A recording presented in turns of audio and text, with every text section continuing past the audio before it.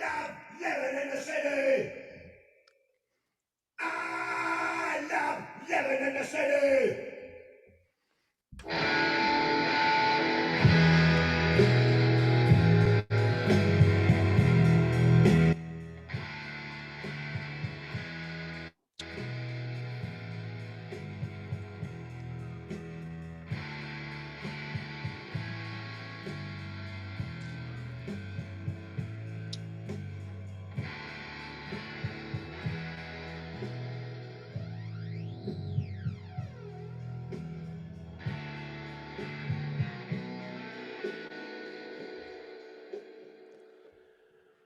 All right, everybody. What's up? Sunday night, 9 o'clock. It is the Crack House Podcast. My name is Michael Sullivan. Joining me, as always, my partner in crime for everything Crack House, my man, Chris Muscalino. What's up, dude? Hola, crackheads. Hola, Mr. Mike. Love the haircut, bro. Yeah, I don't like it. It's too much, too short. I think I went too short, and it's starting to, like, every time I look at it now, like, I see it, like, thinning on top, man. I don't like it. It's starting to go.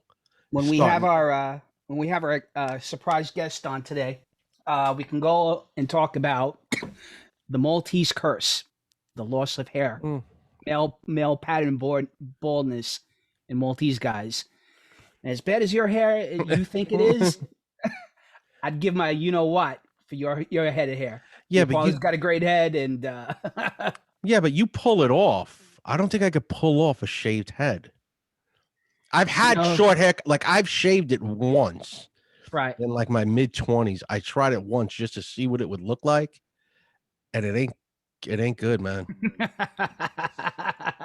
So I'm like, I think I'm gonna have to become like that ball cap guy everywhere. I'm gonna have to wear a baseball hat everywhere I go, or just wear a weird bucket hat, or like just become that weird, like the guy that wears a Stetson all the time, like that kind of weirdo. I have one, man. I have a Stetson, and my whole goal is just getting out of college with some sort of hair on my head. You know, in my family, I mean, you know, my uncles, I got two of them. You know, they lost their hair at a young age. They pulled it off pretty good. One guy went the other direction. You know, he got a wig. You know, and dude, I might do that. I went all natural, man. You know, at some point, I guess when I met my wife, she's like, I was doing Rogaine and all sorts of crazy, wacky shit. And she's like, do me a favor, you know, why don't you shave your head and see what it looks like? I go, you know, you kind of look ridiculous with the Rogaine and all this other crap that you're doing. And I said, you know, this is like 20 years ago.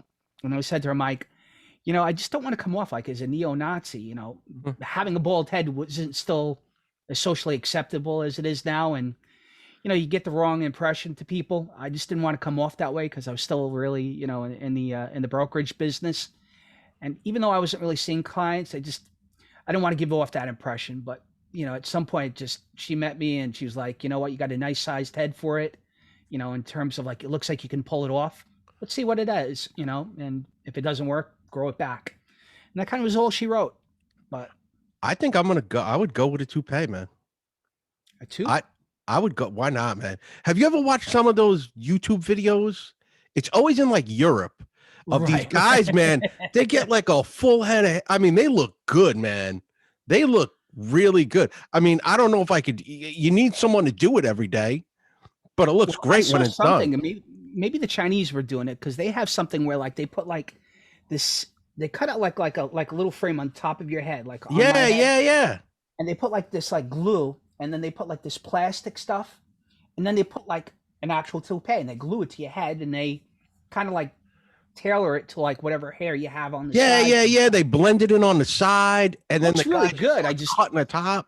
I'm doing that. I just don't know how, like, you know, how should I say it? How sanitary it is, you know, because like at some point I gotta imagine you got to do it over and over again, right? Your head's got to stink like a dead animal probably by the end of the day, but I mean, it still looks cool. It's still hair. Yeah, the deal is like, you know, you go into the water and stuff, the beach or a pool and stuff. You always ran into that. Like you gotta swim like this, right? My Murray's wigs never come off. Thought he never shut up. But hang on to your head, a hair ahead, Mike. You know, I say to like, I used to work with some black dudes who used to have like the dreads, right? And they would cut the dreads. I'm like, what are you doing, bro? Like, keep those dreads as long as you can. They're like, yo, Musk, you know, I got to cut it. Don't you like it? I go, I like it and stuff. It looks more clean and stuff. But, you know, if I was a black dude, I always tell my black friends and stuff, I'm like, dude, I'd wear a fro as long as I could, or I'd have dreads and stuff. Because once it goes, man. Well, what would you do? What would you go? Would you go old school Oscar Gamble fro or like Predator dreads? If I was a black dude, I think I'd go dreads, man. You know, I think Because that looks like a lot of. I worked with a bunch of guys too that had dreads, and it just seems yeah, like a lot of work. There's a lot of oils involved in it. yeah, Like yeah, yeah, you yeah. can't wash your hair. You got to keep putting the oil and stuff and massaging. So I don't know if I could do that. That's too much work too. I think I'd go that route. I think I'd go that route. I mean, look, the afro looks cool too. You I know, would definitely afro with the pick on the top. like the Oscar Gamble afro. Yeah, That would like be an cool. old school Oscar Gamble or something like that. I would definitely do that. No, I definitely. I don't know what I would go. I just, like I said, I was so traumatized, you know, because I knew at some point it was going to hit me. You know, in my family, like I said, on my mother's side, you know, my uncles, my grandfather, my father kind of held on to his hair a little bit, you know, on his side, but Your dad looks good. He's not. He's not like bald, no, really. You know, he's old no. guy bald. Yeah, he's old guy, bald, right? You know. But Now let me. Did you ever okay, look into like getting plugs, no, going to size Sperling? no. I think I looked into size Sperling. I never did the plugs. I saw one guy I worked with at my current job, and my job is, you know, back then it was very tight with the dress code. You know, you had to wear a collared shirt. You Mm, couldn't wear any ball caps, you know, or baseball yeah. hats in the building. The minute you got in, you know, they were all over you to take it off and stuff. Anyways, this guy kind of looked like he was a tall guy. He had like fading hair on top. He had like the David Lee Roth Axl Rose kind of haircut. And anyways, comes in one day with a bandana on his head. I'm like, yo, what's this guy doing? You know, I can't wear a baseball cap. You know, these people are breaking our chops every day not to wear hats in the building. And this guy looks like Axl Rose. So I mentioned something to a supervisor, and she's like, well, it's a medical condition and we can't really talk about it.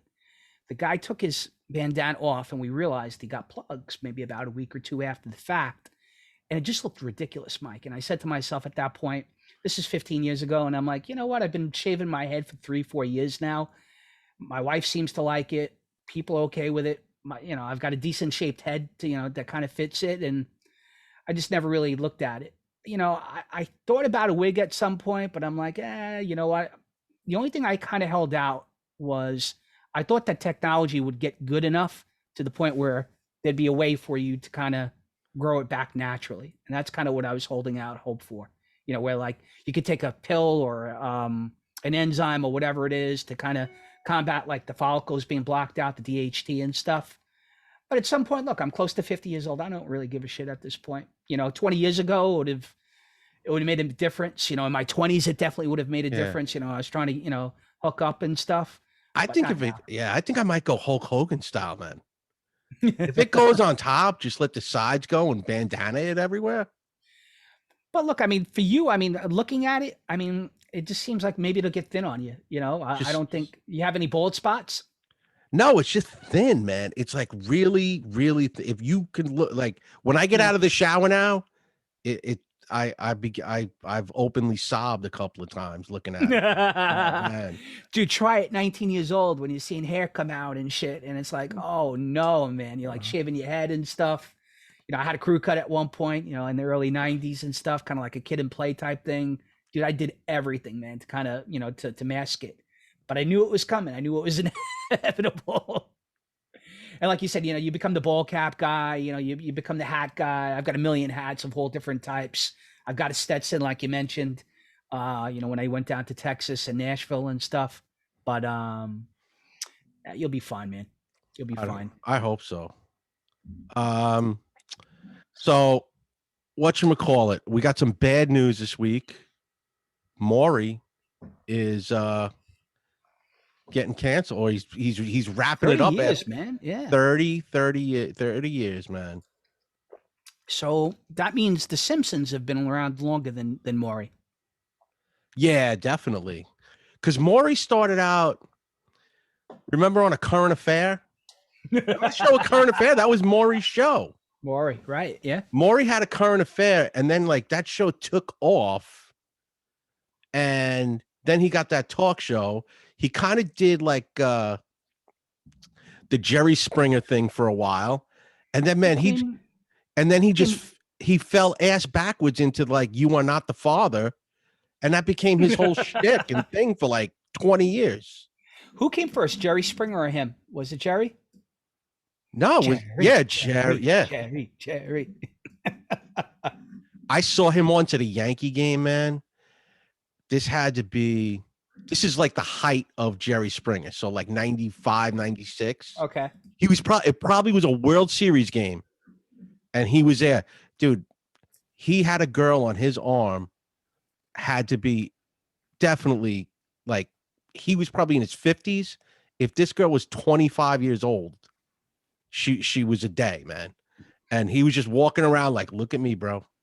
Check me out. Look at me. I'm the old guy with the hot chick.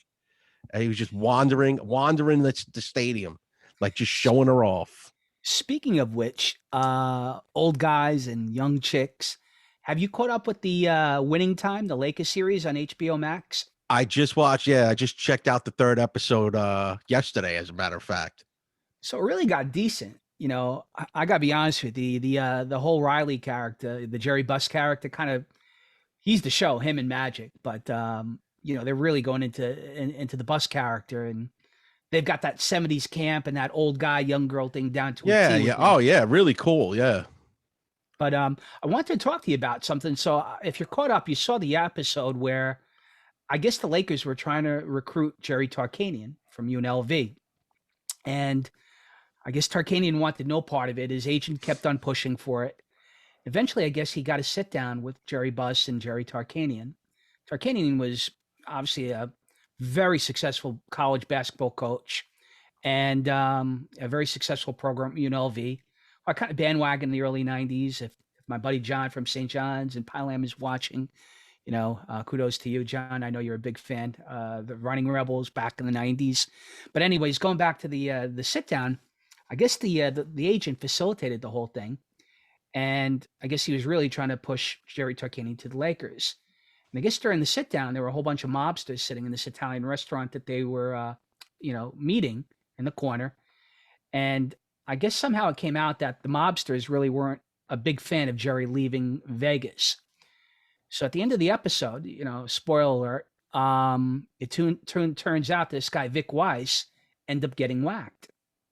They found him in a truck, and in a trunk about a week after the meeting, and he was killed gangland style. It was an unsolved murder. And allegedly, this episode of the Lakers show has kind of spurred more interest in reopening that case. It's been a cold case for almost 40 years at this point. So I found that wildly interesting. You know, I didn't really know that Jerry Tarkanian was even going to be the Lakers coach at one point. They kind of go into the Pat Riley thing a little bit, you know, before Pat Riley was Pat Riley. And it kind of makes him a little bit of a schmuck, you know, to be honest. I'm not a big fan of the Adrian Brody, Pat Riley character. Right? I don't see it, man. I really don't. Yeah, exactly. He looks he looks homeless. I mean, everybody else is kind of like on point, you know. Buss, I mean, I've seen pictures of him. Magic, you know, nobody's really can be Magic, but I think that guy's doing a pretty decent job of nailing Magic. I thought Michael Chiklis did a great job of Red Auerbach. Oh yeah, you know, he was really good. You know, that whole meeting he had with Buss where he's like, you know, if you want to beat the Celtics, you gotta tear my heart out, you know, that kind of deal. And that reminds me of like when basketball was cool. You know, I mean, I liked basketball in the 90s with Jordan, even though I'm a Knicks fan, but basketball was cool, you know, when we were growing up, Mike. You know, it was hockey and it was baseball, of course, but you know, I remember going out to that Astoria playground. You know, listen, I'm a shrimp, you know, when it comes to basketball, but I loved going down there with you and shooting hoops and, you know, Pat, you know, Big Pat, same Pat back in the day. And I just remember even your friend Henry, you know, Henry Taborda, if he's watching the show, I know he was a big Celtic fan back in the day. And I just remember the Lakers Celtic rivalry just being so big and paramount back then. And it's big now, I guess, but not like then. It just seemed like it was a whole nother thing. It was, you know, when you talk about rivalries, you know, in sports, I mean, I guess you got Yankees, Red Sox, Cowboys, you know, against basically anybody. And I just think Lakers Celtics was probably as big as they Yeah, come in sports pretty rivalries. much. It was a pretty cool. But I think the thing that really stood out was that Vic Weiss thing. You know, I thought that was a really interesting Yeah, that was story. crazy. Very low key story. A lot of people don't know about it. I never knew Tar came running for that job, but yeah, No. it's definitely worth the watch. So check it out. Our guest is ready. If you want to intro him, I'll bring him on. He's already Yeah, here. we'll bring old Schuster on. Okay. Ladies and gentlemen, this is an old working buddy of mine, Mr. David Schuster, executive producer of Gravesend. He's got a new movie coming out over the summer, which he's going to go into in a couple moments. He's friends with guys like Andrew Dice Clay. His son's in acting. And he's half Maltese, like me and Michael. So it should be pretty interesting. Here we go. Hold on. Mr. Hey. Schuster. Wait, before you start this, hold on. Listen, before you start, we're holding this up for a second. Do not start this. I do not give permission for this to be podcast yet. You like that? Hold on. Hold on. A little bit of technical difficulties with. Oh, there he Hi, is. you back? I think we lost audio on Dave. Dave, if you can hear us, Yeah. there he goes. Oh, that's a nice hat. Yeah, it is. Can you see me? Yeah, we got you. Hold on. I'm not sure if I'm seeing this right. I see you full. Do you see me full screen? Yep, we got see you. full screen, Dave. All right, now, guys, listen, we got to keep this nice. Nothing nasty. No bad questions. No bad questions. So I introduced you, Dave. You know, Dave's an old buddy of mine. I've known him for close to 20 years now. We worked in the financial industry. And Dave's an executive producer and big in the movie business. He's an executive. Come on. I'm very humble. Very humble. Dave is from Queens. He's half Maltese, like me and Mike, half Jewish. And he's obviously involved in Gravesend. He's got a new movie coming out, which we'll go into in a couple moments. We'll let him talk about it a little bit. Great guy, you know. He came to my wedding all the years ago, and full of stories, mob stories, regular stories. So tell us a little bit how you got involved, Dave. I mean, can you hear me, Chris? Yeah, I can hear you. Okay. Well, we got stories that have other stories. We got Izzy stories. We got a lot of stories. So, Mike, like we have a Mac stories and we have a story of stories. Me and Dave could go on probably forever about stories of characters that we worked with. He mentioned a guy that kind of looks like Marty Feldman. So I'm pretty sure he's not watching this podcast, but the guy's name is Eisenstein. No, but we can make him. Don't give out full names. No disclosure here. No disclosure. But Easy, don't start. Dave referred to him as Izzy. And make a long story short, his eyes were like as big as Marty Feldman's. So the story that I like to tell is we're sitting at like one of these financial dinners, right? There's about 15 of us from the brokerage firm. And, you know, this guy was very antagonistic towards Dave. And make a long story short, I guess somebody said something about Dave and everybody started laughing. And he kept on carrying on way, way too long about it. And at some point, Dave just blurted out and is like, Izzy, blah! And he just, the whole place just was like on the floor. Except this guy who was obviously like in shock that Dave did this. And we have tons of characters like that, but he's probably the most interesting.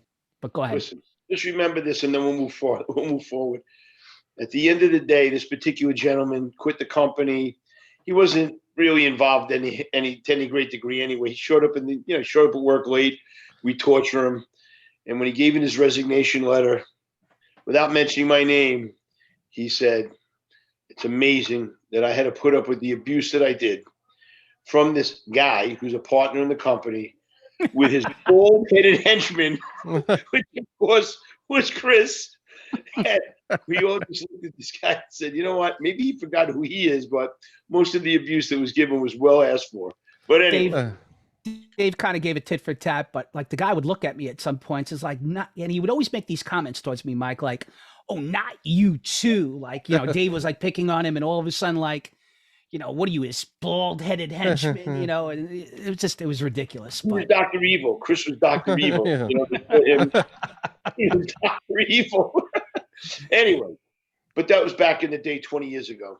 So tell us a little bit how you got involved in the movie business, Dave. I know you've always had a step in it. He's got pictures of Diane Keaton in his office, and I think he was friends with what's his face, Tony Danza back in the day, right? Right, Dave? Way back, way back. So instead of going backwards, let's talk about what I'm involved with right now. There's a couple of pretty cool things out there. I agreed to do this podcast because I generally don't do stuff like this. So let's just stay around the entertainment business, boxing, which, as you know, I got involved with fairly quickly and had a very successful run with a number of good fighters. I had a book out a number of years ago on boxing. Boxing's always been my first love. And the entertainment business, what I did was I used the boxing and the entertainment business, to mix it up and come out with some products I thought everybody would enjoy. And for about 5 or 6 years, I was doing pro boxing, promoting, managing, had a number of fighters. We had a couple of guys that did win world titles. Found out that boxing is the dirty business that it's supposed to be. But I did it really for the kids, meaning the guys that I was in there backing. Boxing's life, man. The old, a lot of those old, classic titles and sayings are all true. You get down, things suck, your life's just shit. You got to get up and you get back in the ring and start fighting again. And all those different kind of cliches in life are really true, especially if you compare, the world of boxing to the world of life in general. You want to stay down, you lose. You get up and start fighting and coming back. Chris knows me a long time. He knows how I was in the office. My term, the old statement of "I never give up" is really what I live by. And you never give up. So anyway. So boxing really was my thing. Grew up in Queens, boxed out of the Jamaica PAL when I was a kid. I think I was the only white Jewish kid in the entire PAL in that particular gym. There were a couple other guys, but met a lot of great people along the way. Everybody likes to say they were in the Golden Gloves and I did this and I did that. And they try to look up records. Very simple. I did have one time I fought in the Golden Gloves. I did pretty good, but my weight at the time was pretty popular. I made it to probably one of my first 3 fights in the qualifying, rounds, and I lost the round before the quarterfinals. So, but for me, that was pretty good. I was 16 and a half. Loved the boxing, got very tight with a lot of guys that went on to be pro champs. Vito Antifermo, who, I was in the gym with all the time. A gentleman by the name of, who I'm thinking, you guys know. Remember Mitch Green fought Mike Tyson? Mitch the Blood Green. One of my father's favorite fighters because he was a character, and we were over at PAL boxing in Jamaica. Mitch was in there. So, I had the real chance to meet a lot of people. Rocky Graziano, the former world champ. I didn't bring any photos and such, but personal family friend, trained me. Legend, won the middleweight championship when he beat Cooney back in 1945, 46. And I was very lucky to grow up in a neighborhood in Queens where we had a lot of old fighters that was still in the game. And when I say in the game, they were still involved to some degree in boxing, training, managing. Another great fighter, Jewish fighter, Artie Levine. He was known as Artie Levine, the Fighting Marine.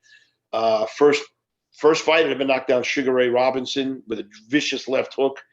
When I had some problems when I was younger, I actually lived with Artie Levine and his family. They were a few blocks from me. Great guy. Boxers are the best. Ex-fighters are the best. They got big hearts. Now, Dave, is that usually like the progression for a lot of these boxers? You see, it's like they have their career, and then it's either training, managing, or promoting. It's like they always just want to be around it. You know what I mean?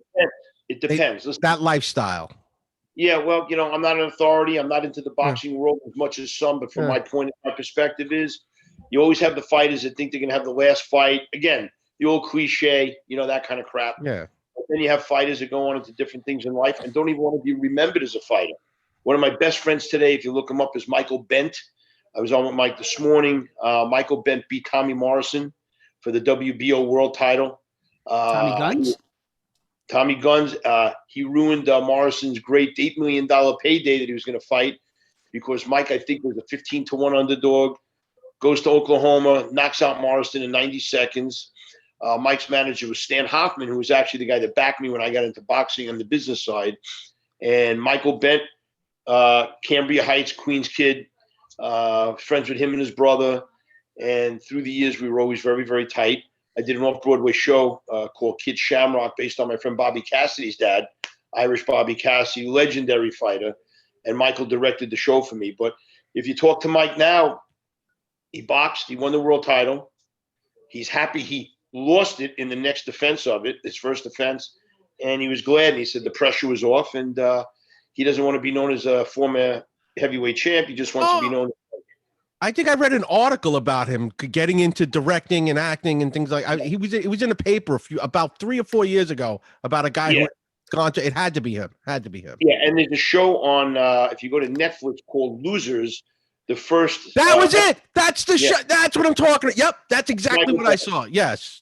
And then I wound up looking him up afterwards. Yes, Michael Bent. Michael's a great friend of mine. Mike directed my show. If you want to look it up. It was a show written by Bobby Cassidy about his father. I was the executive producer, off-Broadway show, Kid Shamrock. And we had former fighters. We had a bunch of guys in from the Serranos.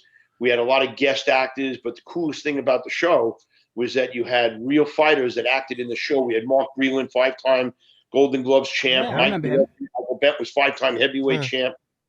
We had, who else was in that? Chris Algieri actually was in one of the shows that we did on Long Island. Chris won. Whose cousin I went to school with. If he's watching the show, it's his first cousin.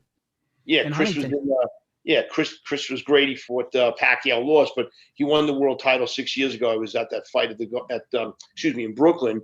So I kind of got off course. Some fighters like to stay in the game. Somebody like a Michael Bent went on to acting, as you saw in the show. Directing, he was in the movie Ali with Will Smith. He played Sonny Liston, and Mike's a great guy. And really, when you talk about boxing with him, it's a lifestyle that he still continues to live, getting up early, being in shape. But as far as what he wants to be known by, he'd like to be known by who he is now. There are other guys, they just live on their old legendary status, on the old title, on the old days. So it's kind of. I don't know if I ever asked this when we were working together. But my grandparents ran into Jerry Cooney on a cruise ship, like 81 prior to fighting Larry Holmes. Did you ever run into him? Yeah, Jerry's got his own. He's got his own radio show. It's on Sirius Radio. Met Jerry Cooney a couple different times. I was on his radio show actually, and with Randy Gordon, the former commissioner of the New York Athletic Commission. He trained me at Sports Time in Syosset. Randy Gordon. Who, Randy? Randy knows me very well, and he's got a show with Jerry Cooney, the commission. The heavyweight. But yeah, I met Jerry Cooney. So, But anyway, so boxing and such. So I'll talk the whole show. I'll take up the whole podcast. So one thing led to another. I always wanted to make movies. I always wanted to get involved with film. That's not my main area of involvement. On podcasts, I can't get into everything that I do. Certain restrictions based on the financial industry. But how'd you transition, Dave? I know you were always into boxing. You've had those connections. Well, I was always doing the boxing, and then I read a million books, and I always optioned books that I thought would make for a good movie. And about 9-10 years ago, I read a book that blew my mind. It was called Harry Heft. And Harry Heft was about a Jewish or Ukrainian Polish kid, got put in the death camps during World War II, not a concentration camp, death camps. And in order to survive, he was made to fight other Jews to the death with his bare hands for the entertainment of the gods. And he killed 75 other Jewish and non-Jewish prisoners with his bare hands. Eventually killed 2 guards with his brother, escaped, made it to the United States, and ended up fighting heavyweight world champ Rocky Marciano. True story. Wow. And I read the book. The next day I called my partner in LA. I said, listen, bro, I just read this book. We're making this movie. I don't know how we're doing it. And long story, the genesis is it's premiering April 27th on HBO. The title is now called The Survivor. It's starring Ben Foster, who plays Harry Heft. It's John Leguizamo, Danny DeVito. There's a whole host of characters. Had it been released right before COVID, we believe it would have won a number of Oscars. Right now, I think it'll be up for a number of Emmys, actually. So that's going to premiere. I sold that project. I'll have an associate producer on that credit. Then we did a documentary. Bobby Cassidy, who happens to be the media editor for Newsday, and involved with the Dolan Group, which is the Garden, the Rangers, the Knicks. Yeah, sure. Bobby's an incredible writer, and he wrote a script on his dad called Kid Shamrock, and we ended up doing the off-Broadway show. And he also wanted to do this documentary on the old Sunnyside Garden in Sunnyside, Queens, which was a great boxing venue at one time. My dad used to go there. Man. Yeah. Also hosted wrestling, the roller derby, had a lot of crazy stuff. And we put the documentary together, and I think it was 2017, we won the New York Film Festival Best Short Documentary, again, boxing oriented. So that was pretty cool. And then recently, within the last 2 years, I got involved with Gravesend, which is now on Amazon Prime. Willie DeMeo, who's brilliant, is the lead actor. He came up with the whole idea. He wrote it, he directs it, he acts it, he produces. He created the whole thing. And Willie is known for being, I think, 10 or 11 episodes of The Sopranos. Yeah, he was in The Sopranos. He played Sammy the Bull Gravano in the second Gotti movie with John Travolta. And I met him when he did a boxing movie, which was called Back in the Day. He produced that about 5 or 6 years ago. A mutual friend introduced us. We hit it off. And when he said, Dave, we did Gravesend. He had 4 teaser episodes. It was trending #1 2 years ago when they actually released it on Amazon Prime for almost 3 months. Went crazy with the fan base, very realistic. And he said, come on, let's get involved. So I got involved for the season 2, which is right now, currently we're going to the 3rd unit shoot in April. And it was just a full page out on New York Post, page 6. It's going to star Willie DeMeo, Armand Asante, Andrew Dice Clay. Yeah, you guys really hit it out of the park this year. Yeah, we just signed Chaz Palminteri. Because I'm going to preface everything right now, Dave. Before Chris even brought this show up, I saw it when it first came out. Yeah. I was like, oh, shit. You know that guy? You know the producer of that show? Yeah. And it seems like COVID actually helped that show in a sense, where it let that show, that first season, sit for a year. And then all these people it got that real buzz going. And now you got the second season, like you said, Dice, Armand Asante. I saw Chaz Palminteri's involved. It's like everybody. Fran Drescher. She's the president of SAG. You know her as the nanny. Yeah. We got Sophia Milo, also. Milo's also from The Sopranos. She was on CSI. We've got a lot of real well-known characters. Mario Cantone, Sex in the City. Oh, Mario. Yeah, we got Mario Cantone. We've just got a lot of interesting people, but you've got some actors that through the years. Leo Rossi's been in over 100 films. Yes. James Russo, who was in season 1, over 100. He's been all over the place. So we got some really cool people. But what was interesting this year is not only was there a buzz about us filming season 2, but we couldn't believe how many known actors and actresses. Couldn't wait to be in it. Chuck Zito, we got Chuck in there. Chuck's great. I met Chuck Zito like 20 years ago, and he's the best. He's a pussycat. He's the nicest guy in the world. I mean, I wouldn't want to piss him off. I would not get the man. Nicest guy in the world. Hung out with him for about a half hour one day, and just talked about everything. The other night. Yeah, he's a great guy. Chuck Zito's in there. There's a lot of interesting people, and Willie's a very smart guy. He knew how to market the product, and the interest has really been pretty cool. So, I don't think I'm the most interesting guy. Some other people do. So you're involved with all this stuff. I'm kind of like, I do it more on the hobby side, but I am interested, and I love the gangster stuff.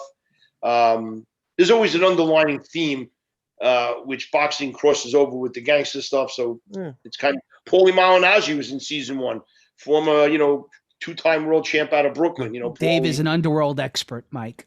Just so you know, I mean, he knows everything there is about the underworld and that certain Italian organization that we really, mention.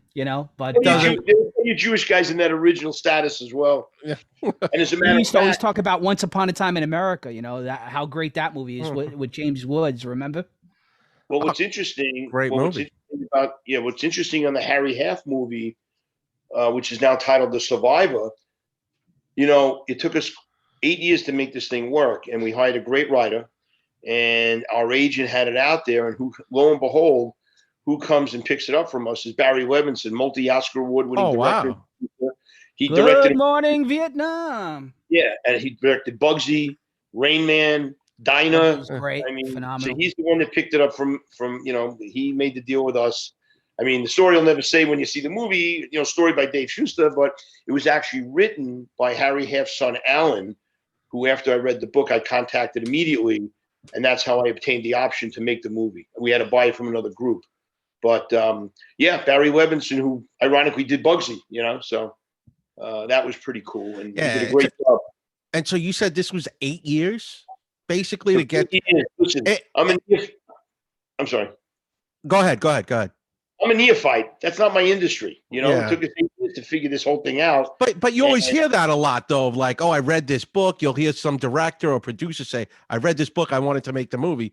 And it does take 5, 6, sometimes 7 years to get it made. Yeah, well, sometimes it does. And then we had another setback with another movie. There was a book out there, Hands of Stone by Christian Guiadis. And that was on Roberto Duran. And we got everything put together. And all of a sudden, here we are ready to roll. And another group came out with the same idea. And they got it out first, which is another long story with Robert De Niro and Ellen Barkin. And, we learned quickly about life rights and who can own a name and who can actually make a movie about a public figure. So that ended up becoming an interesting education. A lot of time and money wasted when somebody got it out before us. But look, we could have done it. There were, like, if you remember back, what was it? The Long Island Lolita. What was the name? The one that shot. Oh, Amy Fisher. Amy Fisher. Yeah. 3 movies came out at the same time. Yep. CBS. I mean, but so anyway. I asked you this question years ago. I completely forgot it. How did you come across Gravesend hat? Wait, Chris, can you see the Gravesend hat? I love it. It's fantastic. Yeah, I want one. Me and Mike Gravesend, want one. Gravesend, bro. Gravesend. Don't forget. How'd you told me this story years ago, and if you've ever been in Dave's office, or at least his old office from what I can remember, it's filled with boxing memorabilia. It's filled with movie stuff. And he's got pictures of like all famous actors. He's got a picture of him and Graziano, Diane Keaton, Tony Danza. How'd you meet those guys? Well, you told us a story kind of Graziano, but how'd you meet Diane Keaton and Tony Danza, if you mind me asking? Well, I forgot about it. I had an agent from ABC when I was a younger guy and I wanted to act. And there was some crossover and we met Tony Danza. He was out in the LA area. And I was lucky enough to meet him back in the day. And that's kind of what started that kind of friendship or whatever. And then Diane Keaton, I was introduced to by a very, very, very good friend of mine, who's still a great friend of mine, a former art director from Life magazine, which he eventually was the art director of People magazine back in the 80s. And, I wanted to get into acting and I wanted to learn the business and I wanted to learn about making movies and such. And that's how he introduced me to Diane Keaton. She was great, and back, about 40 years. And she introduced me to a lot of people. And that's kind of how that little friendship back then evolved through introduction. Nothing, no great stories, but little stories. Mike, his office is it's like a museum, man. It's like, he's got all this stuff. Like he had all these pictures and movie posters and phenomenal stuff. He's an old school guy. Like, you mentioned your father went to like that boxing place in Queens. Some of the fighters that I think Big Mike used to mention, when we were kids, I'm sure Dave either knows or, your father knows or vice versa. Mike's father was a Marine in Vietnam and he's a big dude. He was always big into boxing. And, he used to kid with us when we were kids, bring up certain boxers, that, you never heard about, but I'm sure you have. So maybe, I don't know. Listen, I'm not an authority. I've got my own little world, keep my circle tight. But to me, boxing is the greatest sport on earth. Individual sport. How did MMA, how did MMA overtake boxing, Dave? It was marketing, listen, don't get me wrong. I love mixed martial arts. I like MMA. I think boxing hit the skids after a certain point where a lot of well-known names seemed to fade. I also think people got tired, as I did, of watching boxing, thinking that these fights were, fixed or the judging was horrendous. And me personally, when I watched them give the fight to Sugar Ray Leonard over Marvin Hagler, who to this day is one of my top 3 middleweights ever, and I laughed and said to myself, they're promoting Sugar Ray Leonard. He's a TV fighter, hooked the contract. And I think after that fight, I no kidding, I think I ignored boxing for 15, 20 years. Wow. Kept my ears open and my eyes open, maybe to watch a specific fight here and there. But I think what happened with MMA, the reality of kind of a lax of rules and anything goes, and it was very animalistic, and that's what it is. It's people are getting tired of a 12-round boxing match. I want to see someone get knocked out in 48 seconds with a spinning kick to the head. That's what this is just the world we live in now, Dave. I love MMA. And I love watching MMA. I'll watch a good boxing match too. But I mean, you look now, it's an MMA pay-per-view, every other weekend, basically? Yeah, well, that's another thing. See, you brought up an interesting comment. It's funny. There's pay-per-view for boxing. I think a lot of people got turned off by, just my opinion, because I stopped doing it. You pay $79.99, $89.99 to watch a fight that ends up sucking, which could happen with MMA too. But I think with MMA, you've got a big undercard. You've always got something going on that you might not expect. Yes. They marketed it really well. Dana White was very bright. He figured out a way to get backed and buying the MMA, or the UFC title, for like $1 million a number of years ago.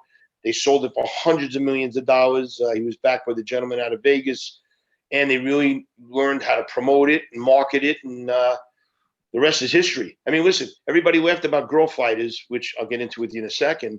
And, in MMA, nobody was interested in girl fighters. And who comes along? Who do you have?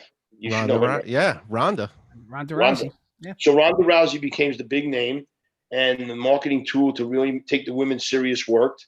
And it was another whole aspect of MMA that sold to everybody. And he was very smart in the way he did market that. Gotcha. And by the way, I know you mentioned off air, Dave, that your son actually got into acting, and he's friends with a couple of the New York Rangers. No, for a couple moments. No, he's not friends with the Rangers. He's involved with acting, but he does. He's involved with sports consulting on a certain level. So, okay. But he's involved with acting. But I do want to say something about the girl fighters. For a short time, I was involved with one of the greatest women boxers, Amanda Serrano. I haven't spoken to him in a long time. Amanda's got more world titles. To me, she's the greatest female boxer in the world. Her sister fought on one of my cards. I put Amanda on national TV when we had a CBS show going back about 5 or 6 years. First time a woman had been on national TV in many, many years. She just signed a multi-million-dollar contract with who's that lunatic from YouTube? Those two brothers. They boxed. The YouTube. Paul brothers. Yeah. He just signed with the Paul Productions. Listen, Amanda is hands down. I don't care about everybody else out there that they throw the names around. She's the best woman fighter in the world. Amanda Serrano. She's from Brooklyn, New York. Not involved with them anymore, but they're very cool.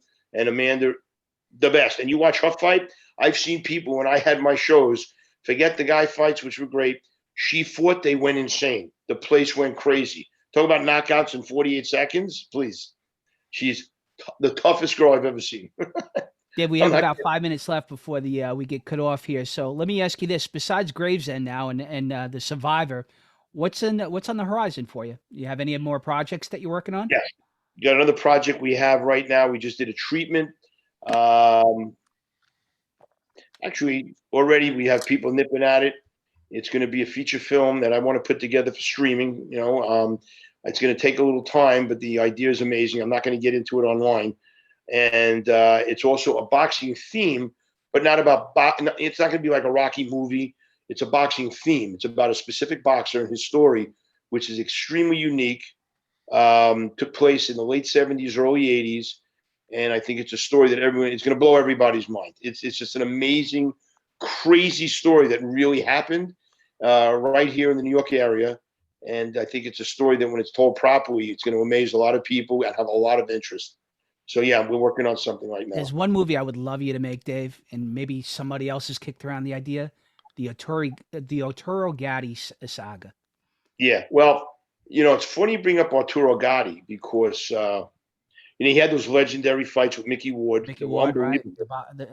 Right. Yeah, and there's something going on right now. I heard somebody's making a movie about who really killed him, the wife, overseas. Wife, right. Yeah, that was a big, I think it was all covered up down there and South America. And yeah, Arturo Gatti was Italian and living in Argentina or wherever he was living. Yeah. His wife. nobody knows the real story, but I heard somebody's working on something about that. Such a phenomenal story, a sad story, actually. I saw a documentary on HBO where they kind of intertwined the, Mickey Ward's story and his story. And Mickey Ward actually got very good friends with him towards the end of his life.